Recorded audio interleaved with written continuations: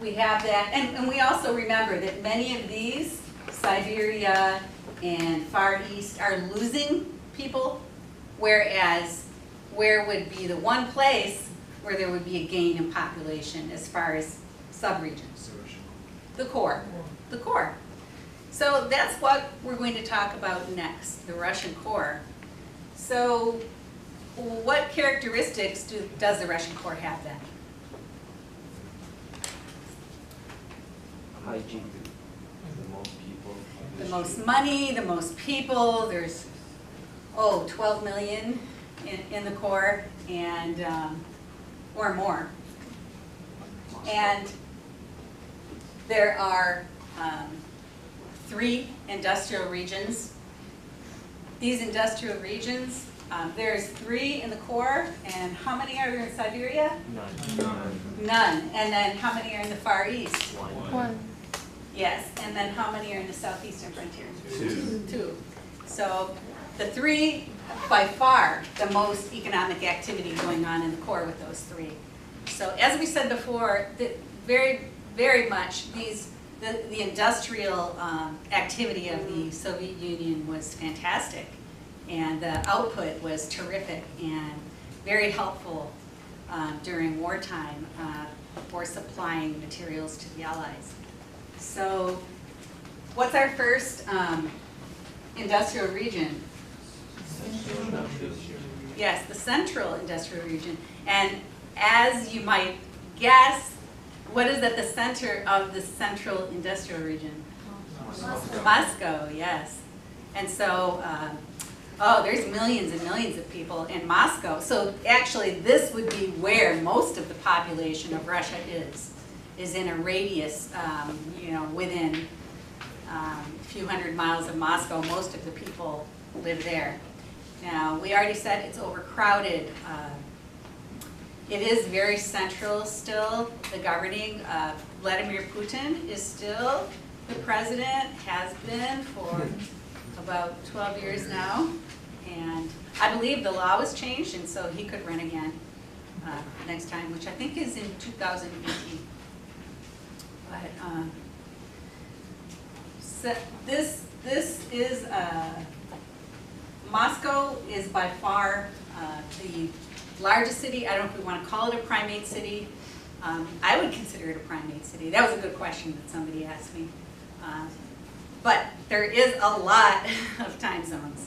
It is a very big country, 9 time zones. So as we said before, there's some distance decay or less effectiveness as we get further and further from the capital.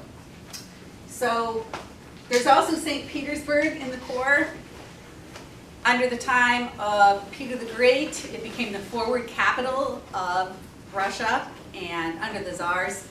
And it's very European, but it is not in the center of the action like Moscow is. Huge tourist destination, very beautiful.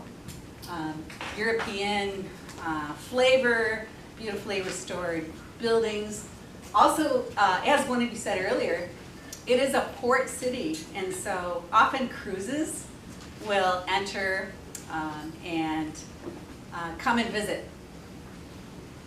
Now, I'm originally from Detroit, and that is a place where something was manufactured. Do you all remember what that is? Cars, Motor City. And there's a Motor City in the core, the central industrial region. So what is that? Can you say it? Nizhny Novgorod. Okay, good. So that's known as the Motor City of Russia. Now we were talking about, some of you were saying, why don't we see any Russian cars? Well, I've seen a few Russian cars have made it out of Russia, but in general, not a lot of export, is there? So this economy isn't a huge export economy. What is exported would be natural resources, maybe caviar and oil and gas. But that's something that you don't see a lot of Russian-made items. But certainly Russians have made many, many, many cars, and there are Russian cars. Okay, what's the second industrial area? The Volga region, and what's interesting about the Volga region is that the Volga River, all these canals were built, again, during the Soviet era, and very effectively linked up all the other industrial regions, and linked up all the subregions, and also railroads were built. So with the canals and the railroads and all of this infrastructure that was built, it was quite effective for moving goods. And remember, Command Central in Moscow would choose what was made in each city. And each city would have something that it would make, it would have a quota to meet, and of course, the autos were made in Nizhny Novgorod. And then we had also the example under the Soviets of Lithuania making, do you remember that one? Sorry. The example that we had before, that each of the SSRs would be given something to make too. So that's the Volga, and what is the third industrial region in The Urals. the core?